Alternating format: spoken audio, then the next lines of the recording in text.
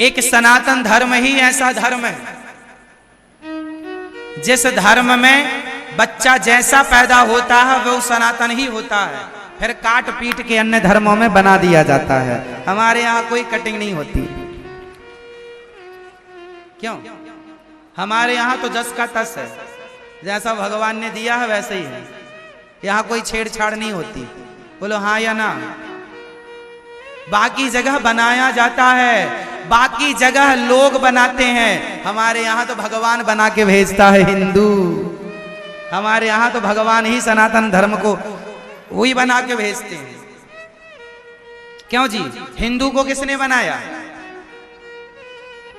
हिंदू तो मां के पेट से बना बनाया पैदा होता है। बाकी धर्मों में लोग बनाते हैं। बोलो हाँ या ना? सही है ये बात या झूठी है? इसलिए हम लोग तो भगवान की तरफ से जैसे थे वैसे ही हैं, कोई छेड़खानी नहीं हुई।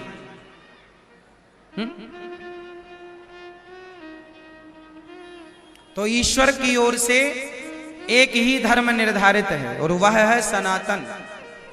सनातन मीन्स होता है पुराना। सनातन मतलब क्या होता है? पुराना। हमारा धर्म है सत्य।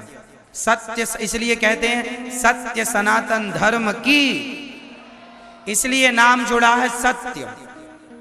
सत्य ही सनातन है। सत्य मीन्स ईश्वर। ब्रह्म सत्यम जगन मिथ्या, ईश्वर को सत्य कहा गया। सच्चिदानंद रूपाय, ईश्वर सत्य है। सत्यम परम धीमहि, ईश्वर को सत्य कहा गया है। उस सत्य को, उस ईश्वर को मानने वाले को सत्य सनातन कहा जाता है। जो सत्य अनादि है वह सनातन है। सनातन मीन्स अनादि। इसलिए मेरी माँ एक चीज समझिएगा, हर धर्म के कोई ना कोई मुखिया होते हैं कि इस धर्म को इन्होंने तैयार किया, इस धर्म को इन्होंने तैयार किया, इस धर्म को इन्होंने तैयार किया। हर धर्म का कोई ना कोई मुखिया होता है। लेकिन सनातन धर्म का मुखिया कौन है बताओ? कौन है इसका मुखिया? कौन बता सकता है भाई सनातन धर्म का मुखिया कौन है? सनातन धर्म के मुखिया स्वयं भगवान श्रीमन नारायण है। अनादि। अब देख लो ना, इस्लाम पंथ की स्थापना श्री मोहम्मद साहब ने की थी, ठीक है। ईसाई पंथ की स्थापना ईसा मसीह ने की थी। यदुही पंथ के संस्थापक मूसा थे। बौद्ध धर्म के संस्थापक गौतम बुद्ध थे। अब कोई बताए कि हिंदू धर्म सनातन धर्म के संस्थापक कौन थे? अन्य धर्मों के संस्थापक कोई ना कोई थे, पर हिंदू धर्म के संस्थापक कौन है? कौन है? जिसका ना अरे सबकी तारीखें निश्चित हैं। सब तो तारीखों से हैं, किस तारीख को ये पंथ बना, ये धर्म बना।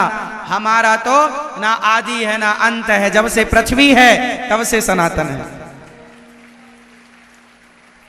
बाकी लोगों की तो तारीखें हैं, किस तारीख को इनका धर्म बना, इनका पंथ बना।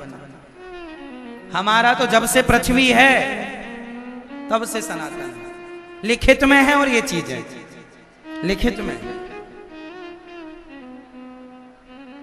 पूरा सब लिखा हुआ।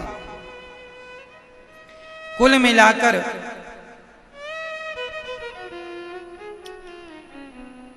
इसलिए आप गर्व से कहो कि हम उस धर्म में ईश्वर ने हमें रखा है।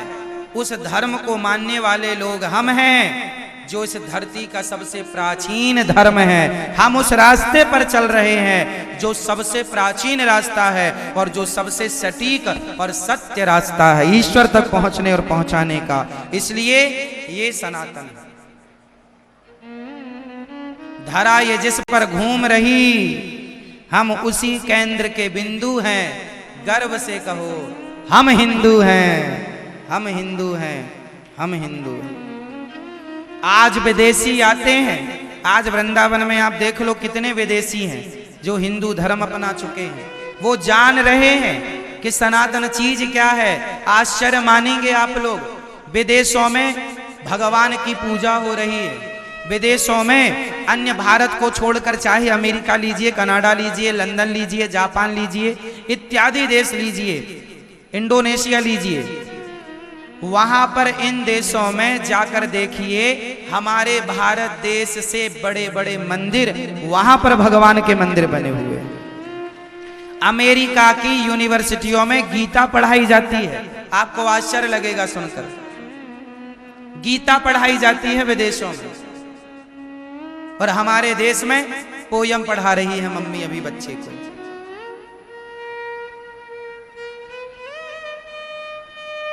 गीता पढ़ाई जा रही है। विदेशों में भी शादियों में, विदेशों में भी शादियां भारत के पैटर्न की होने लग गई हैं। मंडप गाड़ के, हल्दी चढ़ा के, तेल चढ़ाकर बारात जाने लग गई है। भारतीय रस्मों को निभाया जाने लगा। वहां की महिलाएं अब शादियों में धोती पहनने लगी हैं, जो भारत में हमारी बहन बेटियां पहनती हैं ना शादियों में, लहंगा चुन्नी जो भी है लाल कलर का, जो हमारे यहाँ विवाह में पहनती हैं बहन बेटियां, आजकल वो चीजें विदेशों में आ रही हैं। अब विडंबना ये है कि विदेशों में हमारा कल्चर कॉपी किया जा रहा है और भारत में अब लोग उनके कल्चरों को कॉपी कर रहे हैं जो खुद अपने कल्चर को छोड़ रहे हैं। ये बड़ा दुखद है। आजकल तो जीन्स पहन के शादियां कर लेती हैं लड़कियां। हाँ बोलो हाँ या ना, बोले आज की युग की लड़की हैं हम नहीं पहन सकते। वो जीन्स पहन के शादी करती है, बताओ। जबकि विदेशी महिला, गोरी गोरी महिलाएं, बिल्कुल जो क्रिश्चियन है वह महिलाएं भी, आप वृंदावन में मंदिर है, हरे कृष्ण मंदिर जाकर देख लीजिए, हजारों महिलाएं मिल जाएंगी आपको, हजारों पुरुष मिल जाएंगे जो क्रिश्चियन है, हिंदू धर्म अपनाकर तिलक लगाते हैं। उनकी महिलाएं तिलक लगाती हैं, गले में तुलसी की माला पहनती हैं, और भारत की महिलाओं को शर्म आती है तिलक लगाने में। तुम्हें तिलक लगाने में लाज आती है, तुम्हारा स्टेटस डाउन पड़ता है तिलक लगाने में। एक विदेशी महिला का मेरे पास इंटरव्यू रखा है, मैंने सुनाया भी था प्रश्नोत्तरी में, काफी महीने हो गए इस बात को। उस महिला ने बताया, वो विदेशी महिला है, क्रिश्चियन महिला है, गोरी, जो गोरा लोग होते हैं ना, गोरे लोग, अंग्रेज, वो अंग्रेज महिला है। यहाँ वृंदावन आती है, वो एकादशी का व्रत करती है, वृंदावन की परिक्रमा करती है, जन्माष्टमी रामनवमी धूमधाम से मनाती है, तुलसी की माला पहनती है, अपने बच्चों को वो गीता पढ़ाती है, रामायण पढ़ाती है, और आश्चर्य मानेंगे वो संस्कृत से पढ़ती है, संस्कृत सब्जेक्ट लेके उसने पढ़ा है, और वो इंग्लैंड के सरकारी स्कूल में संस्कृत पढ़ाती है। मेरे पास पूरा इंटरव्यू रखा है उसका।